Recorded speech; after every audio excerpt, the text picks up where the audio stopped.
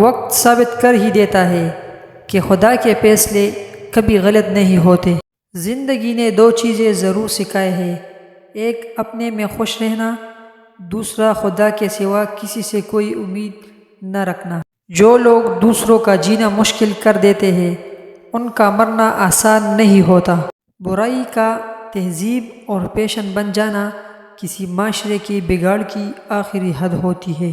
حسد دراصل خود اعتمادی کی کمی کا نام ہے۔ دوست وہی ہوتا ہے جو اپنے پریشانی میں بھی آپ کی پریشانی کا خیال رکھے۔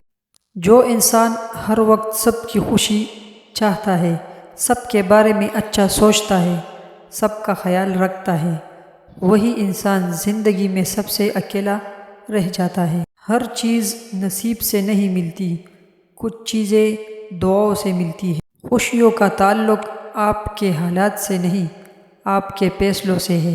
ہمیشہ اس وقت بولیں جب آپ کو احساس ہو کہ آپ کے الفاظ جو آپ کہنے جا رہے ہیں آپ کی خاموشی سے زیادہ خوبصورت ہے۔ آپ اگر کسی کی خوشیوں کا ذریعہ نہیں بن سکتے تو کسی کے غم کا سبب نہ بنیں۔